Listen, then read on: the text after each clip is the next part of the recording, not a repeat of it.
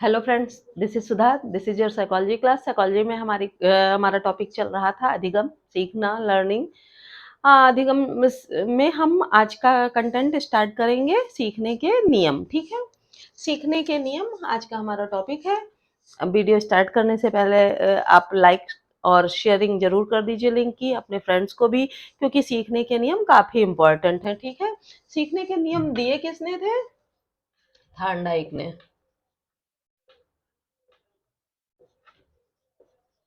ठीक, थॉर्नडाइक ने सीखने के नियम दिए थे। थॉर्नडाइक ने सीखने के नियम दिए थे। इसके अलावा थॉर्नडाइक को क्या कहा जाता है, इसके बारे में मैं भी आपको बता चुकी हूँ। फादर ऑफ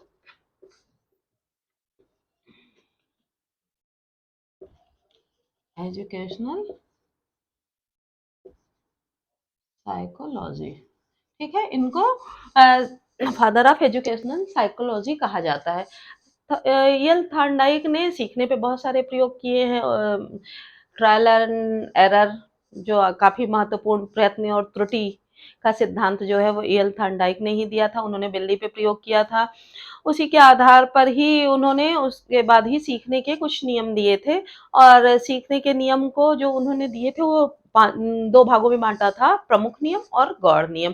प्रमुख नियम जो हमारे थे वो 3 थे और गौड़ नियम जो थे वो 5 थे। ठीक है, तो इस तरह से जो सीखने के नियम थे उसको श्रेणीबद्ध करने का श्रेय किसको जाता है? सीखने के नियमों को,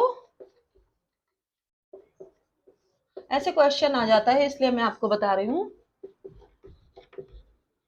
श्रेणीबद्ध करने का श्रेय इन्हें ही जाता है। ठीक है, इन्हें ही किसे? थॉर्नडाइक को।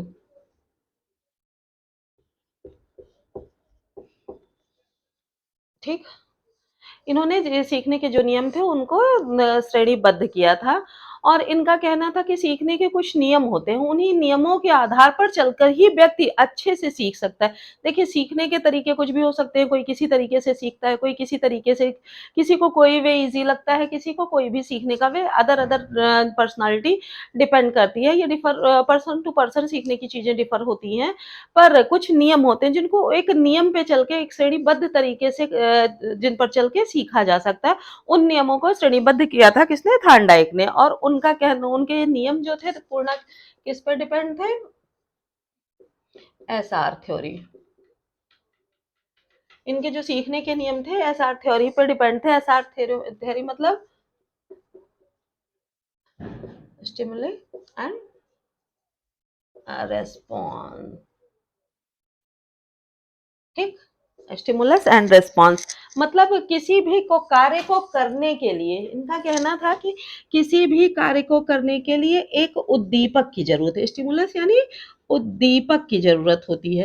कोई एक उद्दीपक होता है, वो व्यक्ति को कार्य करने के लिए प्रेरित करता है। ये जो उद्दीपक होता है ये व्यक्ति को इतना ज्यादा प्रेरित कर देता है कि व्यक्ति कार्य को सीख ही जाए। और जितना ज्यादा व्यक्ति प्रेरित होगा उतना कार्य अच्छे से सीखेगा। जैसे ट्रायल एंड एरर जो सिद्धांत आया था उसमें क्या था, जब बिल्ली क्या करती थी, लिवर पे पैर रखती थी। इस सिद्धांत को मैं आगे भी आपको बताऊंगी। एक बॉक्स बनाया था, बॉक्स में एक लीवर लगा दिया था, भूखी बिल्ली बॉक्स के अंदर डाल दी थी। और बिल्ली क्या करती थी, लीवर पे मतलब एक लीवर लगा था, उसको कभी सही कभी गलत वो लीवर पे पैर रखती थी, वैसे ही बॉक्स का डोर ओपन हो जाता था और बाहर मछली का बॉक्स, एक मछली भरा या उसके खाने का बॉक्स होता था, उसमें जाती थी, खाना खाती थी, वापस आके फिर लेट जाती थी। तो शुरू में वो लीवर दबाने में उसको दिक्कत होती थी, वो समझ नहीं पाती थी कि मुझे यही लीवर दबाना है। पर धीरे धीरे उसको प्रयास करते करते कुछ गलतियां होती थी, कुछ फिर प्रयास करती थी, धीरे धीरे उसको ये पता हो गया कि हाँ, इस लीवर को ही दबाऊंगी तो डोर ओपन होगा और जाके मैं खाना खाऊंगी, देन आकर मैं बैठ जाऊंगी। तो क्या था, ये जो वहां उसका उद्दीपक क्या था, वो मछली थी। क्यों? उस मछली को खा के वो, उस मछली को पाने के लिए, वो रेस्पॉन्स करने के, मछली पाने के लिए ही वो रेस्पॉन्सेस करती थी, वो जो प्रयास करती थी वो मछली पाने के लिए ही करती थी। जैसे जब कोई व्यक्ति कार्य करता, कोई कार्य सीखता है या करना चाहता है, तो जब उसे कुछ मिलता है, कुछ उसके पीछे उद्दीपक होता है। जैसे हम, आप पढ़ रहे हैं तो आपके पीछे उद्दीपक कौन सा कार्य कर रहा है कि आपके एग्जाम में ये प्रश्न आएगा। अगर आपको ये पता लग जाए कहीं से भी कि इसको तो ये तो टॉपिक बिल्कुल इम्पोर्टेंट नहीं है, यहाँ से कुछ नहीं आना है, तो आपका पढ़ने का मन नहीं लगेगा। आपके पास कोई उद्दीपक ही नहीं है तो आप अनुक्रिया कैसे करेंगे? आप रिस्पॉन्सेस क्यों देंगे?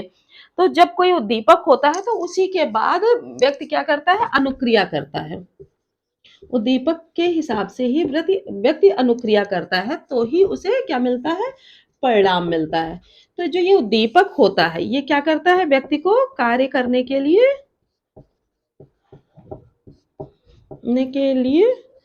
बाधित करता है। मेंटली व्यक्ति बाधित हो जाता है। जैसे कोई व्यक्ति भूखा होता है तो उसके उसको ये है कि खाने के लिए उसको प्रयास करना है, चाहे वो घर के किचन में हो मैगी या नूडल्स ही बना के खाए, तो उसके सामने उद्दीपक क्या है? भूख अपनी शांत करनी है, तो उसके लिए वो क्या करता है? वो उसके लिए वो भोजन ढूंढता है, ठीक है? तो उसके लिए वो कार्य करता है। कार्य करना कुछ भी हो सकता है। अगर भूखा है तो भोजन ढूँढना, मैगी रखी है तो मैगी या कोई नूडल्स रखा है बनाना, नहीं कुछ है तो भूख अपनी मिटाने के लिए घर में रोटी रखी है उसी को घी नमक लगा के रोल किया या बाहर जाके कुछ खा लिया, तो कुछ ना कुछ वो अपनी भूख मिटाने के लिए अनुक्रिया करता है। तो ये सीखने के सिद्धांत जो है वो टोटल एसआर थ्योरी पर मतलब स्टिमुली एंड रेस्पॉन्स थ्योरी पे ही डिपेंड है कि कोई व्यक्ति किसी उद्दीपक के लिए अनुक्रिया करता है, उसके सामने कोई उद्दीपक होता है और उस उद्दीपक को प्राप्त करने के लिए ही वह अनुक्रिया करता है। तो ये सीखने के जो नियम है वो पूरी तरह उसी पे डिपेंड है, ठीक है? इस तरह हम ये देखते हैं कि वो जो हमारे सीखने के सिद्धांत हैं वो किस बेस पे बने। एसआर थ्योरी बेस्ड है। एसआर थ्योरी क्या है वो आपको क्लियर हो गई, आई होप क्लियर हो गई होगी। किसी तरह के कोई डाउट्स हैं आप कमेंट सेक्शन में जरूर डालिएगा, ठीक? अब हम चलते हैं आगे की ओर।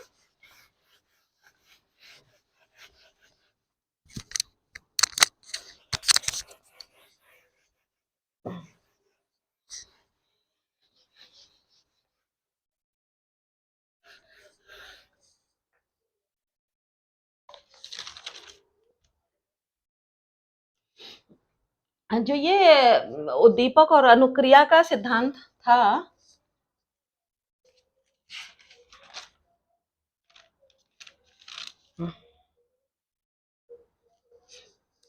ये क्या करता है? उद्दीपक और अनुक्रिया क्या करता था? संबंध स्थापित करके। एक चीज इंपॉर्टेंट है, संबंध स्थापित करके सीखना बताता है। एक इसका कहना था, थॉर्नडाइक का कहना था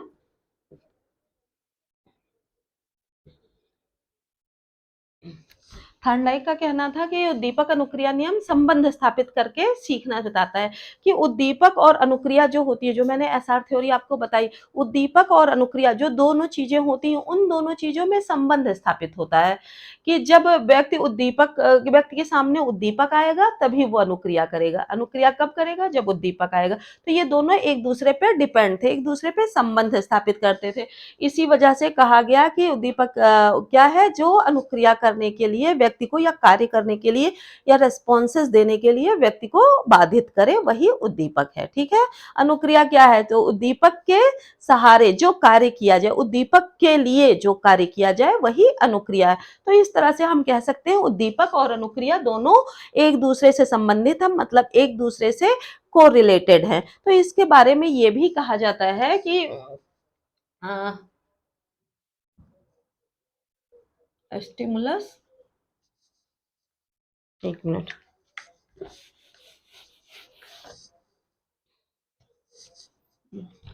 कह सकते हैं learning is the result of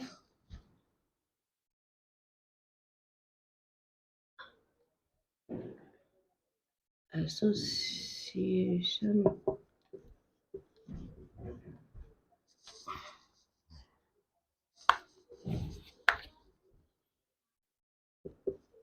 between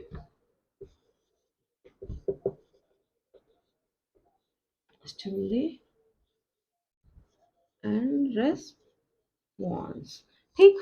इनका कहना था कि लर्निंग क्या है, किसका रिजल्ट है, association between stimuli and responses. इनका कहना था जो स्टिमुलाई यानी दीपक और रेस्पॉन्सेस मतलब अनुक्रिया जो है उनके बीच में जो संबंध होता है उसी लर्निंग उसी का रिजल्ट होती है।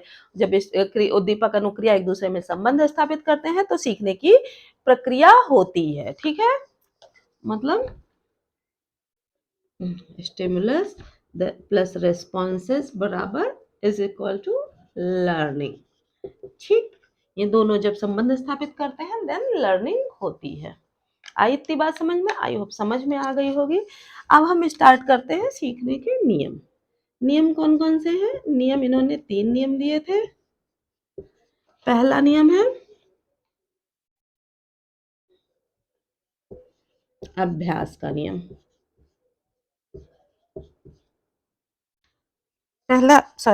तत्परता का नियम।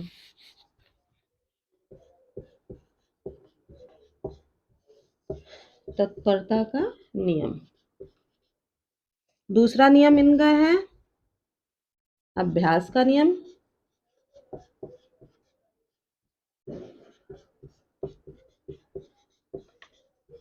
तीसरा नियम है प्रभाव का नियम।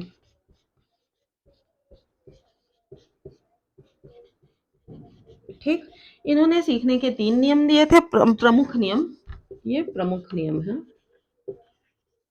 ठीक, प्रमुख नियमों की बात करें तो इन्होंने 3 नियम दिए थे, तत्परता का नियम, अभ्यास का नियम और प्रभाव का नियम। तत्परता का नियम ये बताता है कि व्यक्ति को सीखने के लिए किस तरह से और कितनी मात्रा में किस तरह व्यक्ति तत्पर रहेगा तो क्या सीख पाएगा। तो अब हम आगे इन नियमों को थोड़ा सा क्लियर करते हैं।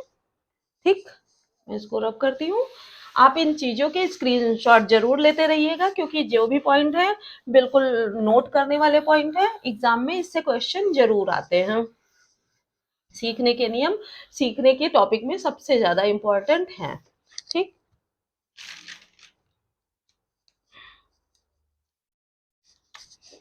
पहला है तत्परता का नियम। इसके अनुसार क्या होना चाहिए, व्यक्ति को सीखने के लिए तत्पर रहना चाहिए। ठीक, किसी भी चीज को सीखने के लिए क्या है, व्यक्ति को तत्पर रहना चाहिए, बिल्कुल तैयार रहना चाहिए कि अब मुझे ये चीज सीख लेना है। अगर तत्परता व्यक्ति में नहीं है, किसी इंसान में, किसी बच्चे में, किसी स्टूडेंट्स में अगर तत्परता नहीं है तो वो सीख नहीं सकता है। तत्परता, अब ये कैसे पता चलेगा कि व्यक्ति तत्पर है क्या नहीं कि नहीं?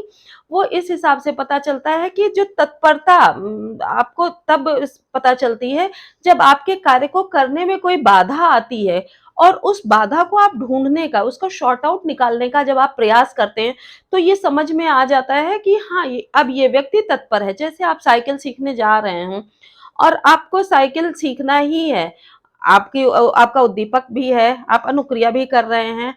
अनुक्रिया कब कर रहे हैं, कैसे पता चलेगा? जैसे आप साइकिल सीखने जा रहे हैं और कोई आ गया, आप जल्दी से उसको विदा कर रहे हैं कि भाई नमस्ते, मैं साइकिल सीखने जा रहा हूँ या जा रही हूँ, और उस बाधा को आप दूर करते हैं। या साइकिल पंचर हो गई, आप जल्दी से, अगर तत्पर हैं तो आप जल्दी से उसमें हवा भराएंगे, साइकिल सही कराएंगे, ब्रेक खराब है तो उसको सही कराएंगे, आप साइकिल सीखने जाएंगे।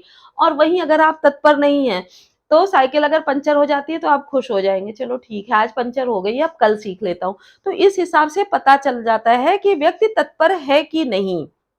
ठीक है, आ रही है ना बात समझ में? तो तत्पर रहना चाहिए। तत्पर रहने के लिए व्यक्ति को खुद तत्पर रहना चाहिए। और जब हम कक्षा शिक्षण की बात करते हैं, यहाँ क्लास टीचिंग की बात मैं इसलिए कर रही हूँ क्योंकि सीखने के नियम जो ज्यादा है वो ज्यादा स्टूडेंट्स के लिए ही, चाहे उनकी पर्सनल लाइफ हो या एजुकेशनल लाइफ हो, दोनों लाइफ में सीखने के नियम ज्यादा उपयोगी होते हैं, इसलिए क्लास टीचिंग की भी बात कर रही हूँ।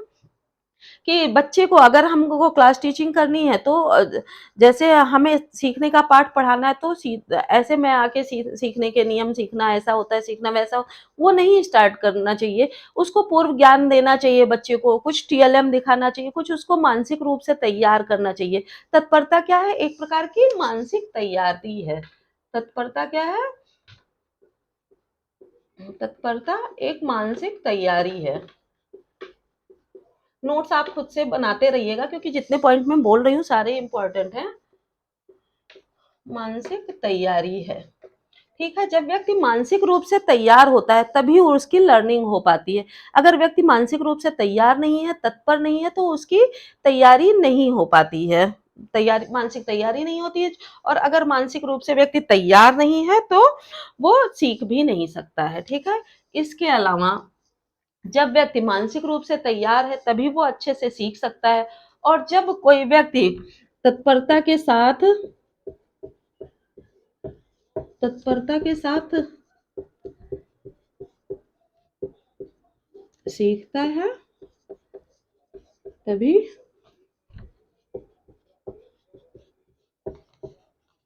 उसकी लर्निंग होती है।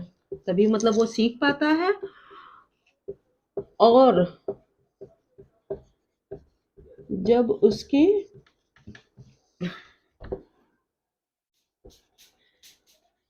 लर्निंग होती है तभी वह संतोष प्राप्त करता है, ठीक है। जब वो सीखता है तब तत्परता के साथ सीखता है, मतलब उसकी मानसिक तैयारी होती है तभी उसकी लर्निंग होती है। और जब लर्निंग होती है तभी उसको संतोष प्राप्त होता है। और जब वो तत्परता के साथ नहीं सीखता है तो न करने पर असंतोष, इसको संतोष असंतोष के नियम से भी जाना जाता है।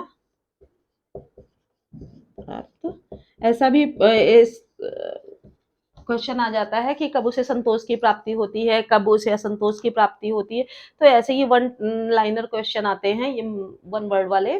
तो आपको ये चीजें भी जानना जरूरी है कि कब उसे, जब उस मानसिक रूप से तैयार होगा तब उसे वह कार्य सीख पाएगा, और जब सीख पाएगा तभी उसे संतोष की प्राप्ति होगी। तो इस तरह से हम कह सकते हैं कि तत्परता का नियम देखिए इम्पोर्टेंट भी है, क्योंकि जब तक आप तत्पर नहीं होंगे, मानसिक रूप से तैयार नहीं होंगे, तब तक आप सीख नहीं पाएंगे। तो सीखने का ये नियम काफी इम्पोर्टेंट है। अब हम आते हैं दूसरे नियम पे।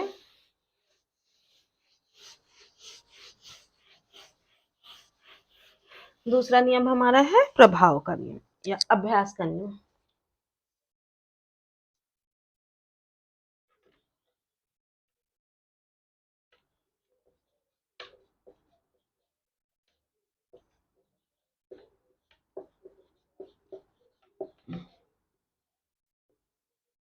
अभ्यास का नियम, इस नियम के अनुसार थांडाइक का कहना था कि जिस कार्य की जितनी बार आवृत्ति होती है, मतलब जिस कार्य को जितना आप करेंगे उतना ही ज्यादा वो आपके लिए मजबूत होता जाएगा, आपकी लर्निंग जो है वो स्ट्रांग होती जाएगी। इसलिए प्रैक्टिस जरूरी है। क्या कहना था कि आवृत्ति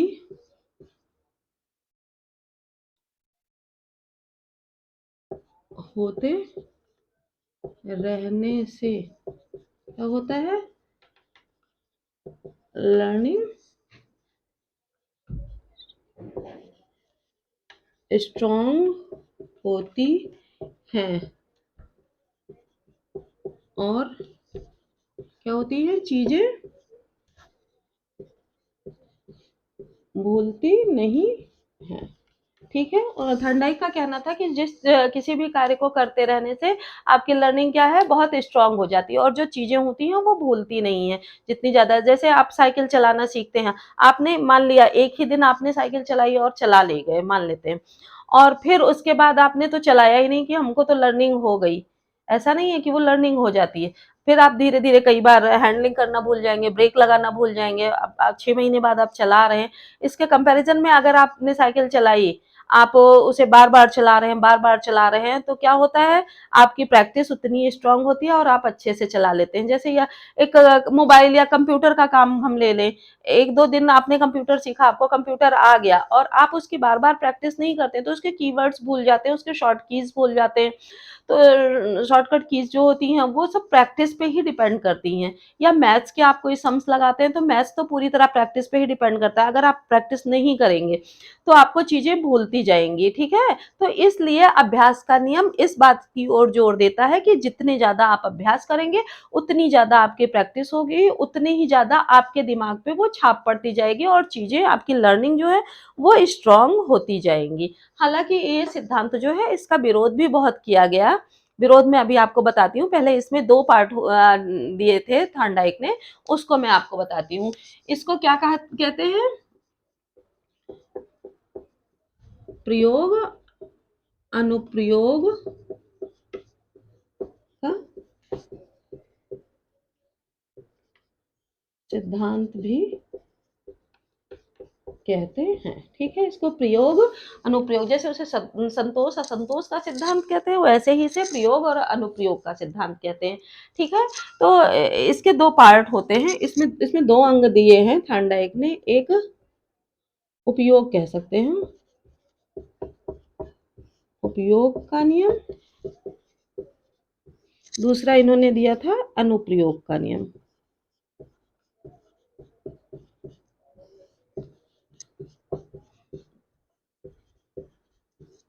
ठीक, प्रयोग के नियम के उपयोग के नियम या उपयोग के नियम के अनुसार कि जिस चीज की जितनी ज्यादा आप उपयोग करते जाएंगे उतनी वो चीजें स्ट्रांग होती जाएंगी। जैसे मैंने पहले आपको बताया ना कि किसी चीज की आवृत्ति करते रहने से या प्रैक्टिस करते रहने से वो चीजें स्ट्रांग हो जाती है, तो उसे उपयोग का नियम कहते हैं। जिस चीज का जितना आप उपयोग करेंगे उतना आपको आएगा। उसी तरह अनुप्रयोग का नियम कि जो चीजें आप अनुप्रयोग करते रहेंगे वो चीजें भूल जाएंगी। और इसका विरोध की अगर मैं बात करती हूँ, इसकी आलोचना भी बहुत हुई। लोगों का कहना था कि थॉर्नडाइक ने सिद्धांत दिया अभ्यास का नियम कि जितने ज़्यादा आप अभ्यास करेंगे उतने आपकी चीज़ें स्ट्रांग होती जाएंगी। तो जो उन्होंने ट्रायल एंड एरर में बिल्ली पर प्रयोग कराया, तो बिल्ली कई बार जो ट्रायल करती थी वो उचित भी करती थी, कई बार अनुचित भी करती थी। जैसे लीवर पे वो पैर रखती थी, तो कई बार लीवर पे पड़ता था, कई बार दूसरी तरफ पड़ता था। बिल्ली है, वो हम इंसान तो है नहीं कि सही जगह एक ही बार रख दिया उसको समझ में आ गया। वो तो लीवर की तरह उस पे वायर्स थे, उस पे पैर रखती थी। कई बार जब लीवर पे पड़ गया तो डोर ओपन हो गया, लीवर पे नहीं पड़ा तो डोर ओपन नहीं हुआ। तो मनोवैज्ञानिकों का कहना था कि उसने तो गलत ट्रायल भी लिया, गलत जगह पे भी तो पैर रखा। तो आवृत्ति तो जितनी ज्यादा सही अब उसके ट्रायल की हुई, उतने ही गलत ट्रायल की हुई, गलत जगह पैर रखा। तो बिल्ली आवृत्ति तो दोनों चीज की हुई, तो क्यों बिल्ली को सिर्फ जो सही आवृत्ति थी वही याद रही, गलत आवृत्ति क्यों नहीं याद हुई? तो इस बात को लेके इनके इस सिद्धांत का काफी विरोध भी हुआ। तो इस सिद्धांत को उन्होंने बदल कर क्या कर दिया था, नियंत्रित अभ्यास का नियम कर दिया। कैसे? संशोधन करके, थोड़ा सा संशोधन किया, ठीक है? संशोधन से क्या किया, नियंत्रित अभ्यास का नियम कर दिया कि मतलब जो अभ्यास किए वो नियंत्रित अभ्यास किए जाए, मतलब उचित अभ्यास जो किए जाए, ठीक है? तो इस तरह से हमारा थॉर्नडाइक का दूसरा अभ्यास का नियम आया, ठीक है? अब हम बात करते हैं तीसरे नियम की।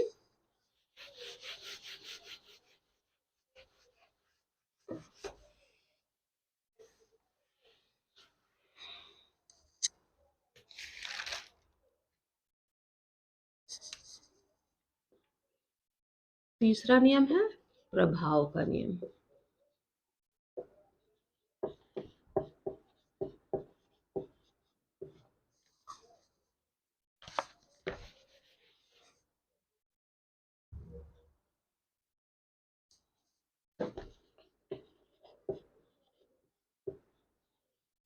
सॉरी।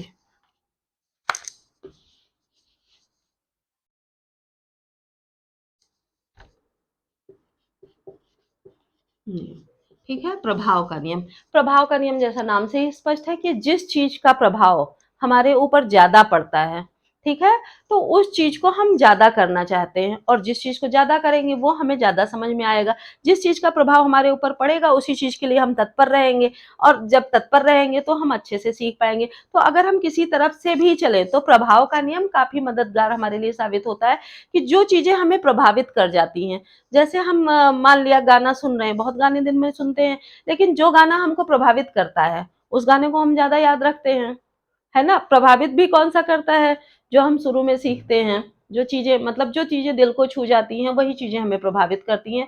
तो प्रभाव का नियम ये बताता है कि जो चीजें हमें प्रभावित कर जाती हैं और वो चीजें हमें ज्यादा याद रखती हैं। इसको क्या कहते हैं, पुरस्कार और दंड का नियम भी कहते हैं। पुरस्कार व दंड का नियम,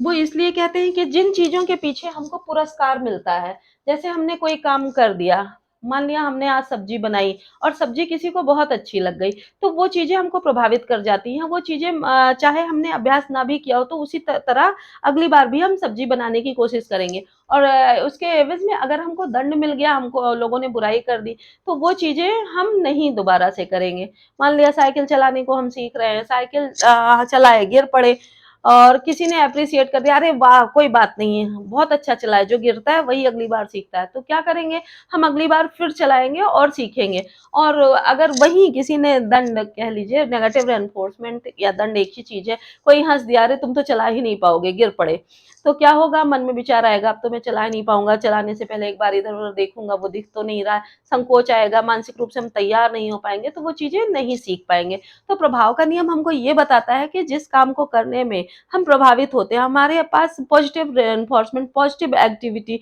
सॉरी पॉजिटिव एनर्जी आती है, उस चीज को हम जल्दी सीखते हैं। उसके विपरीत यदि किसी कार्य को करने में हमारे अंदर नेगेटिविटी आ जाती है, या हमको दंड महसूस होता है, या वो चीजें हमको प्रभावित नहीं करती हैं, तो वो कार्य हम सीख नहीं पाते हैं।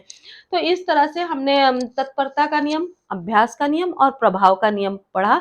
ये तीनों नियम हमारे लाइफ में डेली रूटीन में काफी इंपॉर्टेंट हैं, और आप अगर इन तीनों चीजों को आज बहुत ध्यान से पढ़ा होगा, महसूस भी करेंगे, तो जितनी भी चीजें आप खुद सीख रहे हैं या आसपास के लोगों को सीखते देख रहे हैं, या किसी को कोई पढ़ रहा है या कोई किसी को आप पढ़ा रहे हैं, तो उस पे ये फॉलो करके आप देखेंगे।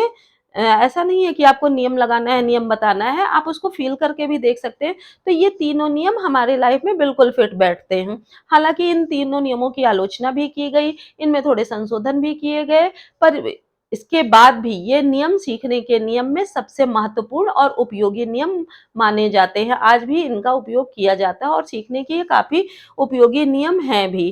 ठीक है, इनके अलावा थॉर्नडाइक ने 5 गौड़ नियमों की भी व्याख्या की थी। उन 5 गौड़ नियमों को मैं आगे नेक्स्ट के वीडियो में डिस्कस करूंगी। अगर आपको वीडियो जरा भी अच्छा लगा हो, लाइक सब्सक्राइब शेयर करना ना भूलें। हाँ, अपने फ्रेंड को शेयर जरूर करें, क्योंकि ये काफी इंपॉर्टेंट टॉपिक है, इंपॉर्टेंट चीजें सब तक पहुंचनी चाहिए। आपको इस वीडियो में जो भी पढ़ाया गया उसमें कोई भी डाउट्स आ रहे हैं, आप कमेंट सेक्शन में जरूर डालिए, मैं उसको दोबारा से क्लियर करूंगी। और गौड़ नियम के लिए नेक्स्ट वीडियो देखते हैं, तब तक के लिए धन्यवाद।